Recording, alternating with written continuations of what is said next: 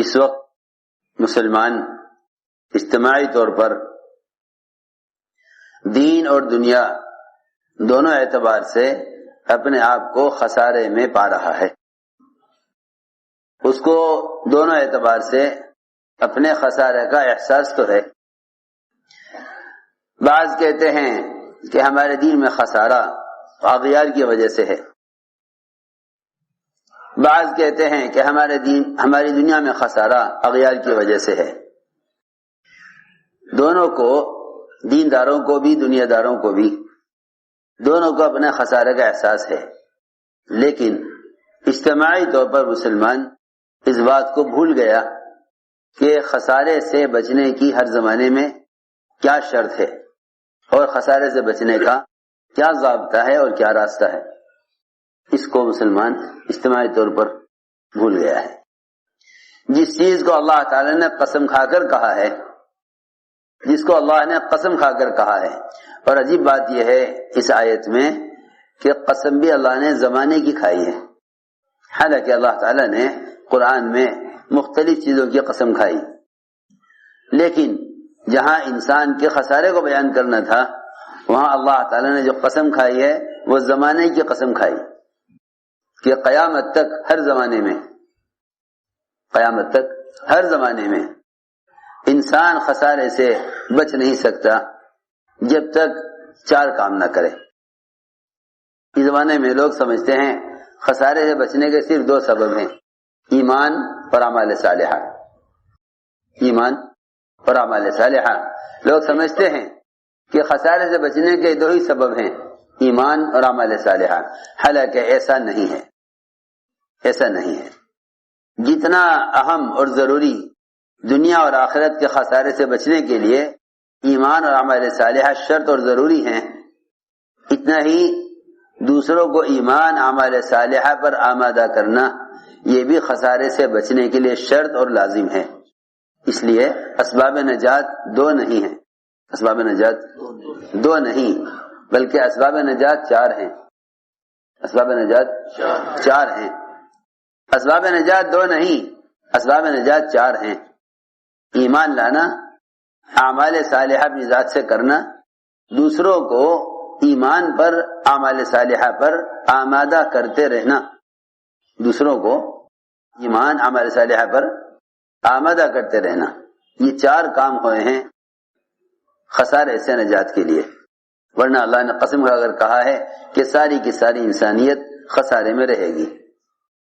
امت نے ان دو کاموں کو کیوں چھوڑا؟ تواصی بالحق تواصی بالصبر.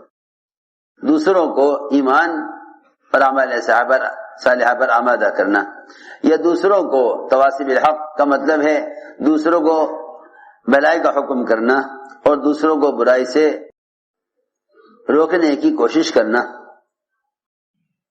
یہ دو کام مسلمان نے کیوں چھوڑے؟ اور ایک بات اور عرض کرتا ہوں کہ ان دونوں کاموں پر اللہ تعالی کی طرف سے جتنے مدد کے وعدے تھے وہ سارے مدد کے وعدے کیوں پورے نہیں ہو رہے؟ اللہ اکبر. دعوت اللہ سے بڑھ کر، دعوت اللہ سے بڑھ کر اللہ کی طرف سے غیبی مددوں کے نازل ہونے کا کوئی اور سبب نہیں ہے. عبادات بھی اگر کامل درجے کو پہنچ جائیں تو وہ اتنا جلدی اللہ کی مدد نہیں لا سکتی. عبادات بھی اگر کامل درجے کو پہنچ جائیں وہ اتنا جلدی اللہ کی مدد نہیں لا سکتی جتنا جلدی اللہ تعالی کی مدد دعوت پر آ جاتی ہے. جتنی جلدی اللہ کی مدد دعوت پر آ جاتی ہے، کامل عبادات بھی اتنی جلدی مدد نہیں لا سکتی. کامل عبادات بھی اتنی جلدی مدد نہیں لا سکتی جتنی جلدی مدد دعوت پر آ جاتی ہے. یہ قرآن حدیث سے بھرے ہوئے ہیں، مگر ہم نے ابھی تک اس نظر سے قرآن حدیث کو دیکھا نہیں کہ اللہ تعالیٰ کی نصرت کے آنے میں جتنا بڑا سبب اور جلدی مدد کو لانے والا سبب دعوت اللہ ہے، اتنا بڑا اور کوئی عمل نہیں ہے. امت نے یہ کیوں چھوڑا؟ ایک بات تو یہ پیدا ہو گئی لوگوں میں کہ بھئی پہلے خود عمل کرو پھر دوسروں کو دعوت دو. اس لیے کہ جس چیز پر تم عمل نہیں کرتے تم اس چیز پر کی دعوت دینے کے قابل نہیں ہو، یہ انتہائی غلط اور حدیث اور قرآن کے خلاف خیال ہے۔ یہ ایک غلط خیال پیدا ہو گیا کہ جو آدمی عمل نہ کرے وہ دعوت دینے کے قابل نہیں ہے۔ یہ ایسا ہو گیا جیسے کوئی یوں کہے کہ جو آدمی نماز نہ پڑھے وہ روزہ رکھنے کے قابل نہیں ہے۔ ارے روزہ مستقل فریضہ ہے، نماز مستقل فریضہ ہے۔ کیا کوئی سوچ سکتا ہے اس کو کہ جو آدمی نماز نہ پڑھے وہ روزہ بھی نہ رکھے؟ بھئی آپ روزہ کیوں نہیں رکھتے؟ کہ بھئی میں تو اس لیے روزہ نہیں رکھتا کہ نماز نہیں پڑھتا۔ کہ نہیں بھائی، نماز کا پڑھنا مستقل فریضہ، روزہ رکھنا مستقل فریضہ۔ امت نے اس لیے بھی دعوت دینی چھوڑ دی کہ ابھی ہم عمل والے نہیں ہیں، جب ہم عمل والے بن جائیں گے تو پھر ہم دوسروں کو دعوت دیں گے۔ اور اتنا ہی نہیں بلکہ بیچارے قرآن کی آیتوں کے ترجمے کرتے ہیں، شرح نزول نہیں سوچتے کیا ہے، کہہ دیتے ہیں لِمَ تَقُولُونَ مَا لَا تَفْعَلُونَ، کہ جس کام کو تم کرتے نہیں اسے کہتے کیوں ہو؟ ہاں توبہ توبہ توبہ توبہ، یہ تو مطلب ہرگز نہیں تھا، یہ مطلب تو ہرگز نہیں تھا۔ اس مطلب کا تو دور سے بھی اس آیت سے کوئی تعلق نہیں کہ جس کام کو تم کرتے نہیں اسے کہتے کیوں ہو، پہلے خود کرو پھر دوسروں کو کہو۔ یہ تو آیت سے اس آیت کا مطلب تو دور تک بھی یہ نہیں ہے، بلکہ نبی سے قتال کا کہ حکم کے نازل کرانے کا تقاضا کیا کہ آپ اللہ تعالی کی طرف سے قتال کا حکم نازل کرا دیجئے، ہم قتال کریں گے، ہم قتال کریں گے۔ آپ اللہ سے کہہ کر قتال کا حکم نازل کرا دیجئے، ہم قتال کریں گے۔ اللہ تعالی نے جب حکم نازل کیا تو یہ قتال سے بیٹھ گئے، قتال سے بیٹھ گئے۔ جب تک حکم نہیں آیا تھا تو کہتے تھے حکم نازل کرائیے ہم قتال کریں گے، جب حکم آیا تو قتال سے بیٹھ گئے۔ تو اللہ تعالی نے یاد دلایا ان کو، اور اللہ نے یہ فرمایا کہ تم پہلے قتال کا حکم آنے سے پہلے کہہ کیوں رہے تھے جو اب اس کو کرتے نہیں ہو؟ سمجھ میں آئی بات؟ جا کے سننی پڑے گی بہت۔ لِمَ تَقُولُونَ مَا لَا تَفْعَلُونَ، کہ تم اس کام کو کرنے کے لیے پہلے کہہ کیوں رہے تھے جب حکم آنے کے بعد کرتے نہیں ہو؟ یہ مطلب تھا آیت کا۔ ان اللہ یحب الذین یقاتلون فی سبیلہ صفا کأنهم بنیان مرصوص۔ یہ ساری آیت بتلا رہی ہے کہ اس آیت کا دور تک بھی مطلب یہ نہیں تھا کہ جو آدمی خود عمل نہ کرے وہ دوسروں کو دعوت دینے کے قابل نہیں، بلکہ حدیث میں فرمایا ہے کہ تم جس فرض پر، جس عمل، جس حکم پر خود عمل نہیں کر رہے ہو اس کی بھی دوسروں کو دعوت دو، اور جس منکر کو تم خود کر رہے ہو اس منکر سے بھی دوسروں کو روکو۔ جس منکر میں آدمی خود مبتلا ہے اس سے بھی دوسروں کو روکے، اور جس معروف کو آدمی خود نہیں کر رہا ہے اس پر بھی دوسروں کو آمادہ کرے۔ اس کا فائدہ سب سے پہلے یہ ہوگا کہ اس منکر کرنے والے کے دل میں اس منکر کی نفرت پیدا ہو جائے گی، اور اس معروفات کی طرف دعوت دینے والے کے اندر اس نیکی کے کرنے کی استعداد پیدا ہو جائے گی۔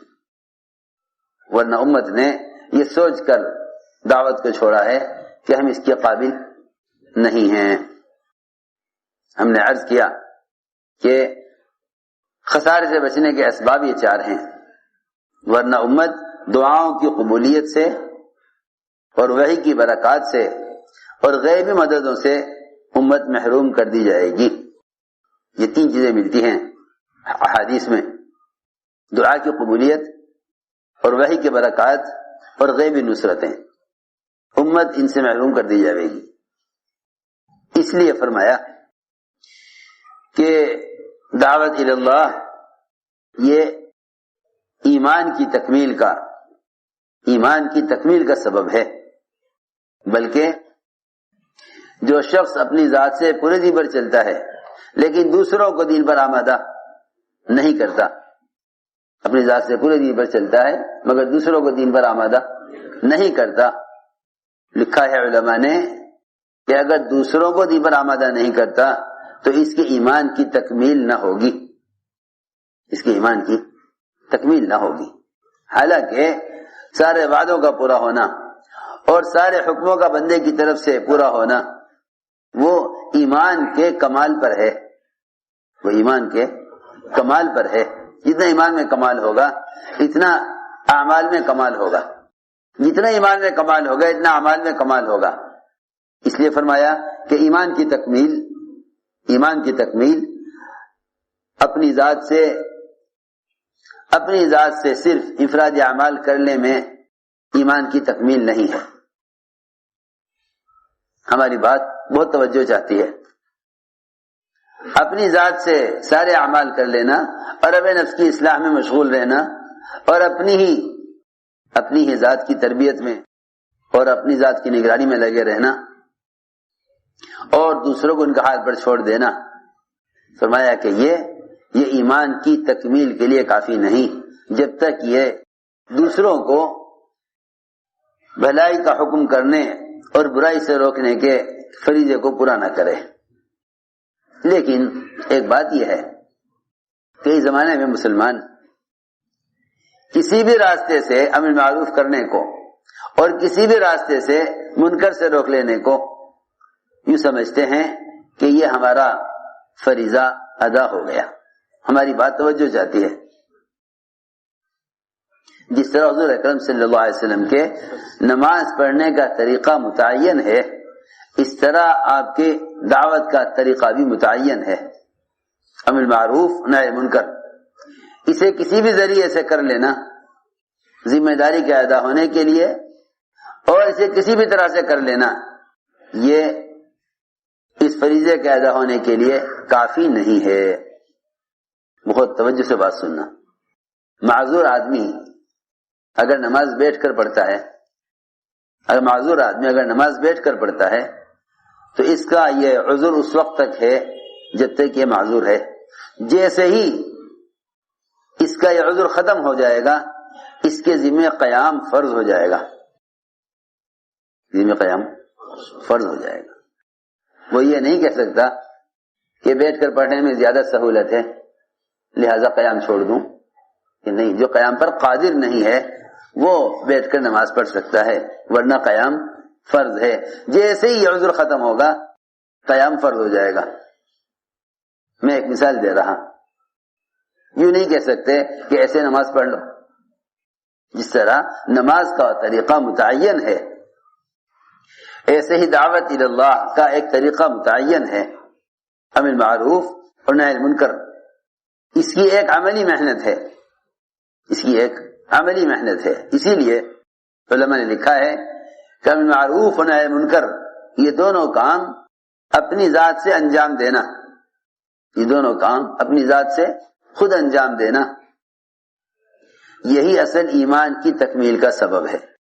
علماء نے لکھا ہے کہ امر معروف و نہی منکر یہ دونوں کام اپنی ذات سے انجام دینا، یہ دونوں کام اپنی ذات سے خود انجام دینا یہی اصل ایمان کی تکمیل کا سبب ہے۔ امر معروف نہی منکر یہ اپنی ذات سے خود انجام دینا یہی ایمان کی تکمیل کا سبب ہے۔